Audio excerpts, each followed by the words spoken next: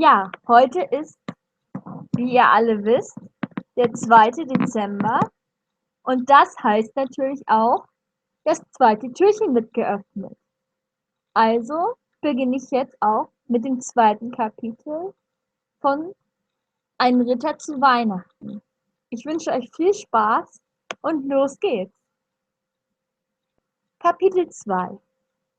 Im ersten Moment wollte Kelly lachen, doch als sie merkte, dass das Traumbild nicht weichen wollte, wurde sie von Panik erfasst. Achtlos warf sie die Schatulle und Schmuck zu Boden und eilte zur Tür. Doch die alte Frau fragte unvermittelt: „Wieso habt ihr es denn so eilig?" Zögernd blieb Kelly stehen. „Wer sind Sie? Und was wird hier gespielt?" Endlich hielt die geheimnisvolle Frau das Spinnrad an und erhob sich. Sie war sehr klein, ihre Schultern waren vom Alter gebeugt, doch die hellen Augen in ihrem faltigen Gesicht sahen jung und gleichsam wissend aus. Langsam trat sie vor Kelly und antwortete freundlich: „Mein Name ist Margaret. Ich bin eure Urahnin." Nun musste Kelly wirklich laut lachen. Noch wusste sie nicht, wer hinter diesem Streich steckte, aber die Situation war dennoch lustig. „So, so, Sie sind meine Urahnin." Margaret deutete ein Nicken an, während sie ihre runzligen Hände faltete. „Ich habe auf euch gewartet, Mr. Kelly." Kellys Selbstbewusstsein gewann allmählich wieder die Oberhand und sie entschloss sich, das seltsame Spielchen mitzuspielen, zumindest für die nächsten Minuten. „Aha, und wieso habt ihr auf mich gewartet?" „Um euch auf den rechten Weg zu führen und euch zu zeigen, dass man nie undankbar und unzufrieden mit seinem Leben sein sollte." Kelly erwiderte nichts und durchmaß den veränderten Wohnraum mit großen Schritten.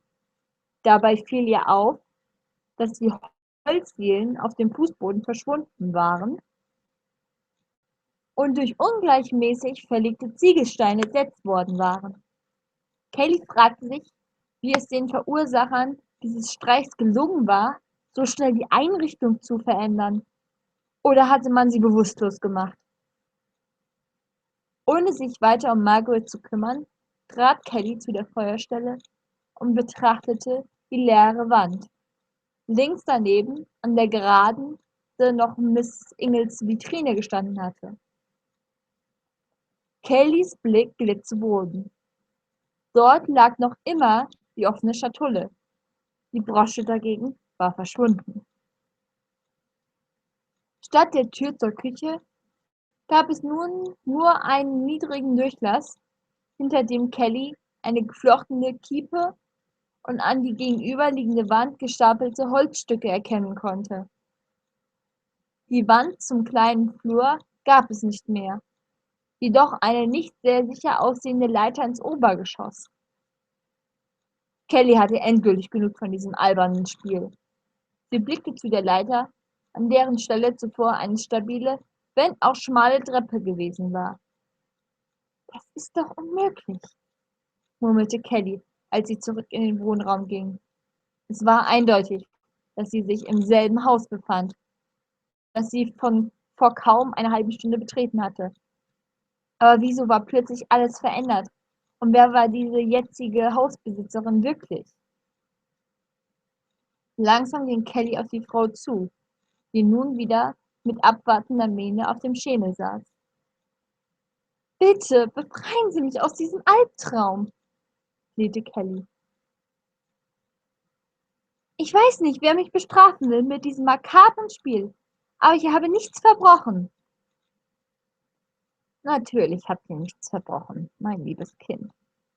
Dass ihr hier gelandet seid, soll keine Strafe sein.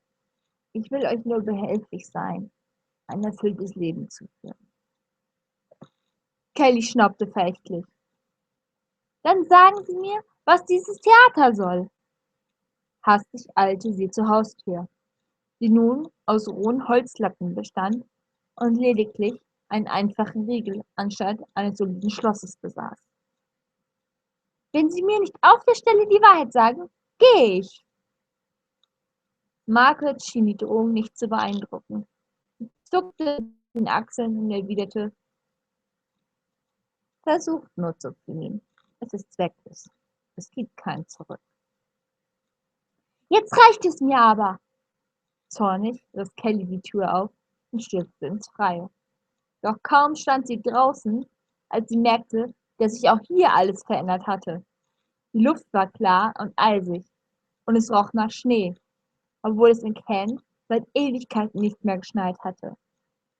Die vormals großen Buchsbaumhecken waren zu kleinen Büschen geschrumpft, und auf dem anliegenden, brach liegenden Feld waren Andeutungen von Erdfurchen zu erkennen.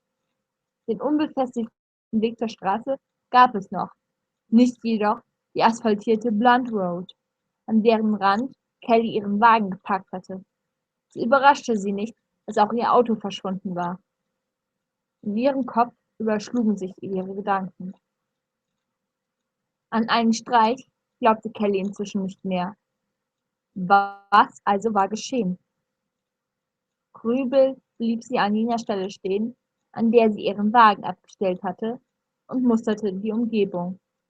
Die Blunt Road war nichts als ein schmaler, steiniger Pfad, zu dessen Seiten sich außer dem Cottage nichts als Felder und Bäume befanden. Kelly drehte sich einmal um ihre eigene Achse. Nein, es war kein Albtraum, in dem sie sich befand, auch wenn ihr Verstand es noch nicht wahrhaben wollte. Es schien tatsächlich so, als wäre sie in einem anderen Jahrhundert gelandet. »Es ist unmöglich«, hauchte sie noch einmal und schüttelte ungläubig den Kopf. »Es gibt keine Zeitreisen!« Unschlüssig blieb sie stehen und überlegte. Es musste mit dieser geheimnisvollen Brosche zusammenhängen, denn erst nachdem Kelly sie berührt hatte, waren die Veränderungen eingetreten. Auch wenn sie nach wie vor davon überzeugt war, dass sie nicht in die Vergangenheit gereist sein konnte, ging Kelly zurück ins Haus, um nach der Brosche zu suchen. Falls es tatsächlich einen Weg in die Vergangenheit gab, musste es auch einen Weg zurück in die Gegenwart geben. Margaret saß noch genauso da, wie Kelly sie verlassen hatte. Sie lächelte ihr milde entgegen und sagte: »Habe ich euch nicht gesagt, dass eine Flucht zwecklos ist? Habt ihr Hunger?« Sie erhob sich schwerfällig. »Nein, ich will nur nach der Brosche suchen.« »Nach welcher Brosche?« kam es ahnungslos zurück. Ungeduldig wies Kelly zu der leeren Schatulle auf dem Boden. »Ich meine die Brosche, die in diesem Kästchen befunden hat. Sie ist schuld daran, dass ich jetzt hier bin.« Margaret verschwand seelenruhig in den Verschlag und kam nach wenigen Minuten mit einem bauchigen Kessel und einem Korb Gemüse wieder zurück. »Wirklich, aber die Brosche ist nicht hier. Ihr werdet nach ihr suchen müssen, wenn ihr wieder in eurer Zeit reisen wollt.« »Na prima«, gab Kelly mit sarkastischen Unterton zurück. »Und wo soll ich nach dieser verdammten Brosche suchen?« »Nur Geduld, mein Kind. Die Zeit wird kommen, in der all eure Geheimwünsche erfüllt werden. Doch bis es soweit ist, Jungfer Kelly, werdet ihr mein Gast sein.« Weil Kelly dies die einzige Möglichkeit erschien, jemals wieder in ihre eigene Zeit zu gelangen, widersprach sie nicht, sondern erkundigte sich nach dem Jahr, in dem sie sich nunmehr befand. »Es ist November. Wir schreiben das Jahr des Herrn 1312. Kelly verschlug es die Sprache.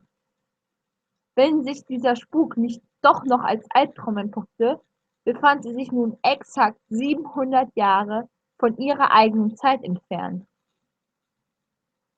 Schweigend sah Kelly zu, wie die alte Frau einen Eintopf aus Gemüse und Kaninchenfleisch zubereitete, und als das Essen schließlich vor sich hinköchelte, tippelte Margaret zu einer Wandtruhe und entnahm ihr ein erdfarbenes Gewand mit langen, weiten Ärmeln und braunen Schmuckschlitzen an den Seiten. »Seht das an, Jungfer Kelly.« Sie drückte es Kelly in die Hand. »Damit fallt ihr hier nicht so auf.« Widerstrebend hielt Kelly das ungewöhnliche Kleidungsstück hoch und betrachtete es genauer. Dann sah sie an sich hinunter. Der modische Hosenanzug schien tatsächlich nicht für eine Reise ins Mittelalter geeignet. »Soll das heißen, dass es hier auch noch andere Menschen gibt?« Erstaunt drehte sich Margaret, während sie im Kessel rührte, um. »Glaubt ihr etwa, ich befände mich allein auf der Welt? Es gibt sehr wohl Menschen, junge und alte, arme und reiche, gute und böse. Vor den bösen Menschen will ich euch warnen, mein Kind. Es sind nicht nur Trunkenbolde und Soldaten, sondern auch die Scherge von Sir Lennox. Sie plündern und brandschaften.« »Wer ist dieser Sir Lennox?« »Ein furchtbar machtbesessener Mann, der sich, der sich dieses Gebiet hier ergaunert hat, und mit ihm die Festung Barrymore Castle vor den Toren der Stadt. Aber nun geht nach oben und zieht euch um.« Zögernd trat Kelly wie ihr geheißen. Vor der Leiter blieb sie skeptisch stehen.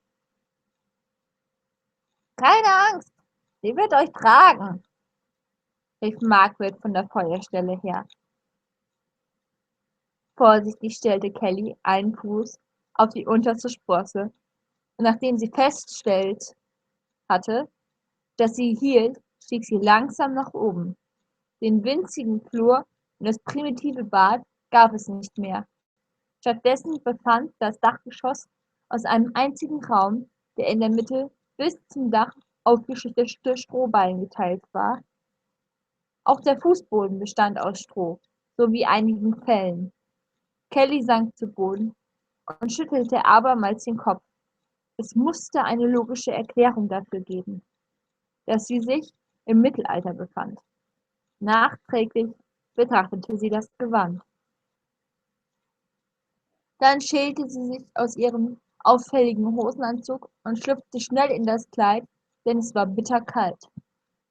So schade, dass sie keinen Spiegel hatte, um sich zu betrachten, sagte sie sich mit einem Anflug von Galgenhumor, stand auf und stolperte prompt über den Kleidersaum. Genauso vorsichtig wie beim Aufstieg kletterte Kelly wieder nach unten, wo sie bereits von Margaret erwartet wurde. »Es steht euch gut«, sagte sie und zog aus ihrer Kitteltasche ein Zierband hervor. »Ich werde euch einen Zopf flechten, dann sieht niemand mehr, dass ihr aus der Zukunft kommt. Wir wollen doch nicht, dass man euch der Hexerei bezichtigt.« Zunächst wollte Kelly protestieren, doch dann ließ sie es zu, dass die alte Frau ihr die aufgesteckten Haare löste und zu einem einfachen Zopf flocht. »Wenn ihr so klug seid, wie ihr behauptet, Entschuldigung, wenn ihr so klug seid, wie ihr behauptet, müsst ihr doch wissen, wie es zu dieser Zeitreise kommen konnte«, sagte Kelly, während Margaret mit dem Frisieren beschäftigt war. »Es kann doch nicht nur an dieser dummen Brosche liegen.« »Gewiss, ihr habt einen Wunsch ausgesprochen.« »Wo und wann?« »Eurer Mutter gegenüber. Wünschtet ihr euch einen Retter?« Unfroh lachte Kelly auf. »Das war doch nur so dahergesagt. In Ordnung, ich nehme meinen Wunsch zurück.« Margaret hielt einen Augenblick in ihrer Tätigkeit inne und erwiderte dann leicht amüsiert. »Dazu ist es zu spät, Jungfer Kelly.« »Wenn ich doch nur diese Brosche wiederfinden könnte! Ihr müsst sie doch gesehen haben!« Und als keine Antwort kam, wies Kelly ungeduldig auf die muschelbesetzte Schatulle, die nun auf einem einfachen Regal neben der Feuerstelle stand. »In diesem Kästchen lag sie, ich erinnere mich genau. Woher stammte es?« Ich habe es selbst angefertigt, als ich noch ein junges Mädchen war. Es sollte ein Geschenk für meine Mutter sein. Doch noch bevor ich das Kästchen fertiggestellt hatte, verstarb sie. Deshalb behielt ich es für mich, aber ich habe nie etwas in ihr aufbewahrt. Sie war mit ihrer Arbeit fertig, stellte sich vor Kelly und begutachtete zufrieden ihr Werk. Ich bringe euch einen Spiegel, dann könnt ihr euch selbst betrachten. Während sie in der Truhe eifrig nach einem Spiegel suchte, betastete Kelly vorsichtig ihre neue Frisur. Sie musste schrecklich aussehen. Mit dem Spiegel vor ihrem Gesicht musste sie dann zugeben, dass sie besser aussah als befürchtet. So konnte sie sich wenigstens unter andere Menschen mischen, auch wenn Margaret sie vor Räubern und anderen Bösewichtern gewarnt hatte. Unterdessen stellte Margaret zwei mit Suppe gefüllte Holzschüsseln auf den Tisch. Das Essen ist fertig. Es wird euch munden. Daran zweifelte Kelly nicht, denn der Duft nach allerlei Gemüse, Kräutern und gekochtem Fleisch durchzog angenehm den Raum und plötzlich verspürte sie Hunger. »Wo ist der Löffel?« fragte sie verwundert und nahm ein Stück Brot entgegen, das Margaret ihr reichte. »Ihr braucht keinen Löffel, mein Kind. Passt auf, wie man Suppe zu sich nimmt.« Margaret setzte den Schüsselrand an die Lippen und schlürfte geräuschvoll die Flüssigkeit, dann schob sie mit einem Stück Brot, Gemüse und Fleischstückchen in den Mund. Mit Befremden sah Kelly ihr zu. Wurde ernsthaft von ihr erwartet, dass sie auf diese primitive Weise aß?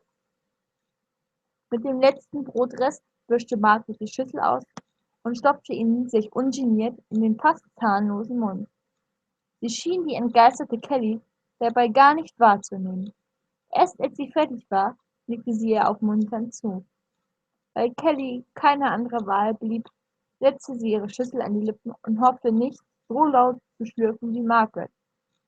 Das gelang ihr tatsächlich. Allerdings bekleckerte sie sich dabei ihr Kleid. Margaret tat, als würde sie die Unbeholfenheit ihres Gastes übersehen und schob ihre eigene Schüssel zur Seite.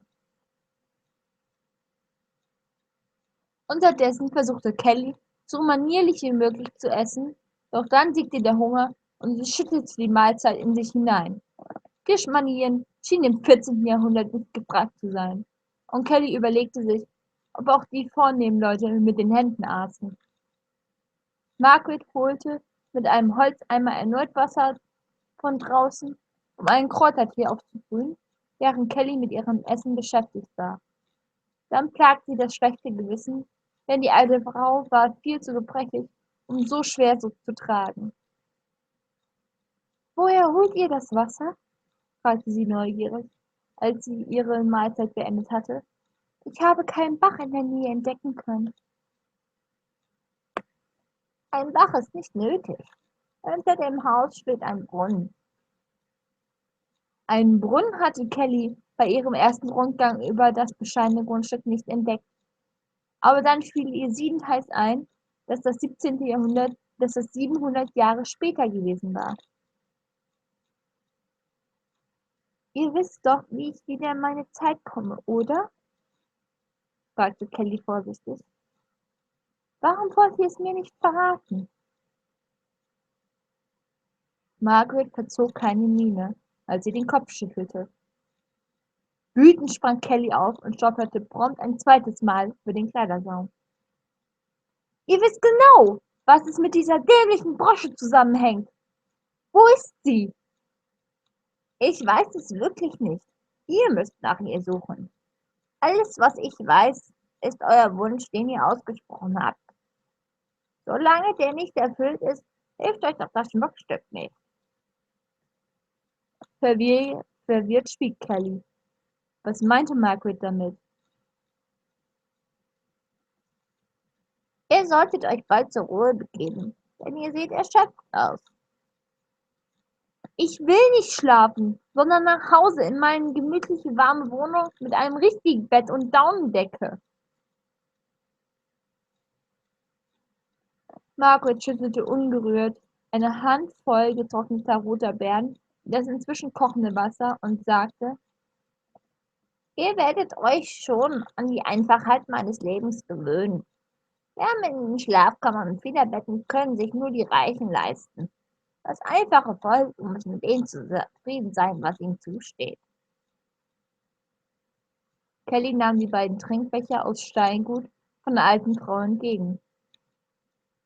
„Aber ich gehöre nicht zu diesem einfachen Volk.“ „Jetzt schon.“ Kelly schnappte noch Luft, doch sie unterließ eine schnippische Antwort, denn Margaret blieb gleichbleibend freundlich und schien sich an Kellys Gefühlsausbrüchen nicht weiter zu stören.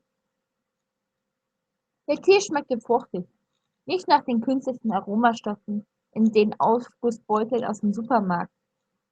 Dennoch war Kelly weit davon entfernt, sich wohlzufühlen. Sie rutschte auf der harten Holzbank hin und her und fragte schließlich: „Was würde geschehen, wenn ich euer Haus verlasse und mich auf eigene Faust auf die Suche nach der Brosche machen würde?“ Margaret war zu ihrem Spinnrad zurückgekehrt und setzte es in Bewegung.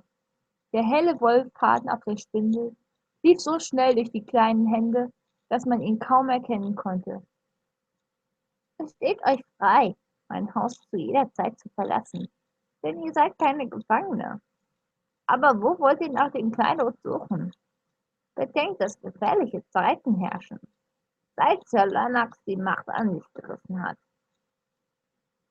Niemand ist sicher vor ihm, und so manch einer landete unschuldig im Kerker von Barrymore Castle, um später geköpft zu werden.“ Innerlich erschauderte Kelly, doch äußerlich gab sie sich gelassen. „Ich bin eine Frau, mir werden die Schergen dieses Sirs nichts tun, falls sie mir begegnen, denn…“ Sie hielt verdutzt inne, als Margaret laut zu lachen begann.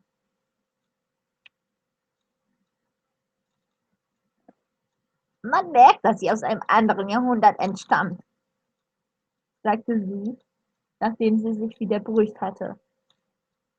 „Wir kleinen Leute haben keinen Raum, haben kaum Rechte, und solange wir von ein paar Waren wie Sir Godfrey Lennox beherrscht werden, haben wir auch gar keine Rechte, versteht ihr?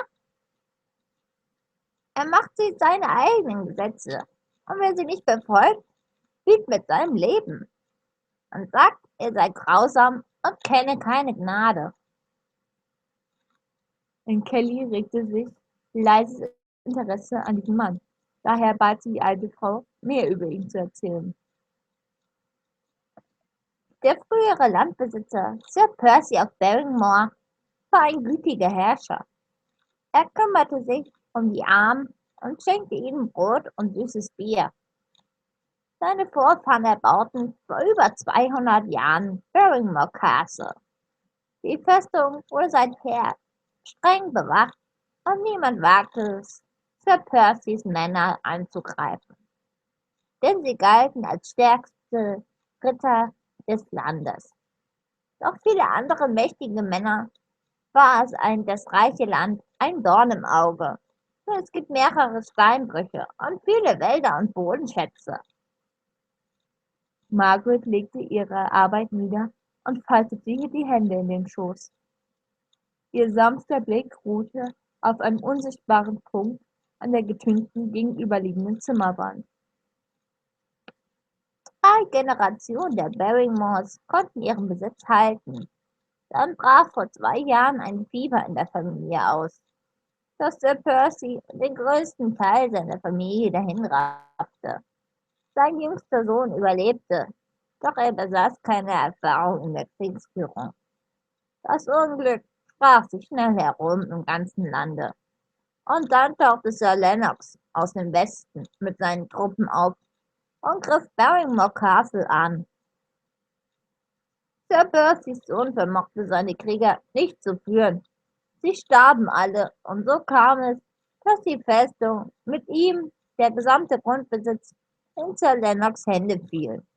Man sagt, es bedarf nur noch der Einhaltung einer bestimmten Klausel, um ihn zum endgültigen Herrscher zu erheben. Welche Klausel? Genau weiß das noch niemand. Doch man munkelt, dass es mit der Eheschließung zu tun hat.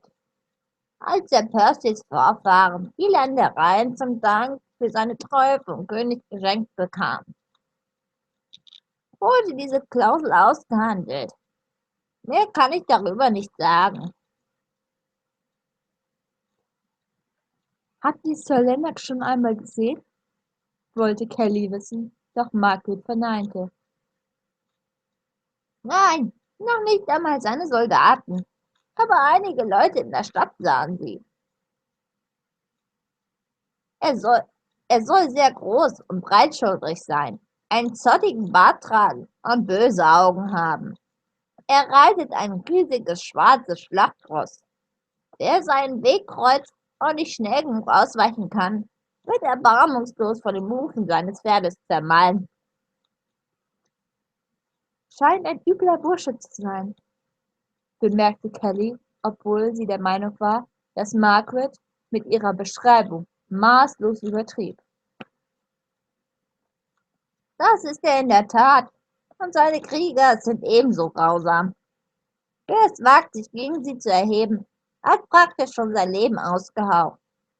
Aus diesem Grund herrscht Angst unter den armen Bauern und Pächtern. Nur wer sich unauffällig verhält und in seiner Hütte bleibt, hat das Glück, diesen gefühllosen Männern nicht begegnen zu müssen.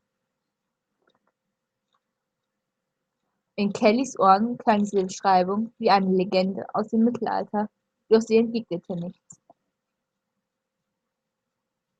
Barrymore Castle soll eine prächtige Burg sein, Fuhr Margaret fort. sie besitzt Wehrtürme in alle Himmelsrichtungen und die früheren Besitzer haben die Wohnräume prunkvoll ausgestattet. Kelly fiel die auffällige Burg ein, die sie auf der Fahrt nach Maidstone entdeckt hatte, und fragte: Habt ihr das Castle schon einmal gesehen? Oh nein, aber es gibt Zeichnungen davon. Ich bin eine alte Frau und besitze weder Pferd noch Wagen. Noch nie bin ich aus dieser Gegend herausgekommen. Wovon lebt ihr? Als ich jung war, hatte ich einen Mann. Er war ein fleißiger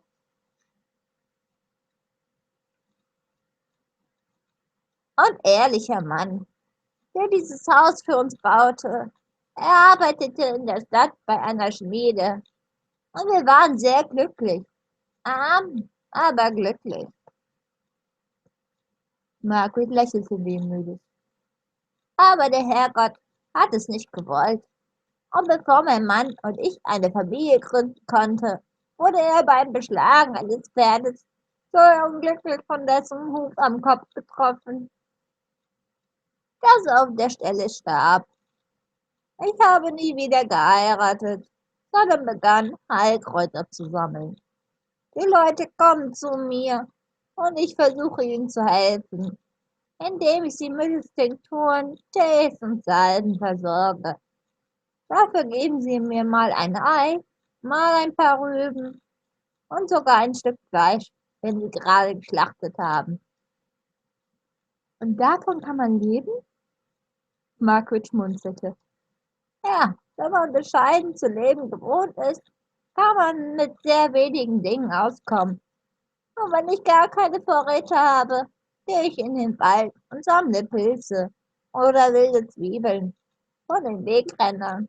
Es gibt einige Leute, die an Zauberei glauben. Die meiden meine Gesellschaft. Aber für die meisten gelte ich als Heilerin. Hatte Mrs. Ingels nicht auch Kräuter gesammelt? Fuhr es Kelly durch den Kopf, und wieder kam Hoffnung in ihr auf, dass sie doch nur träumte. Margaret stand auf. Es ist schon dunkel. Wir sollten schlafen gehen. Aber wo soll ich denn schlafen? Etwa da oben auf dem kalten Dachboden mit nichts als einer Lage Stroh unter dem Hintern? Warum nicht?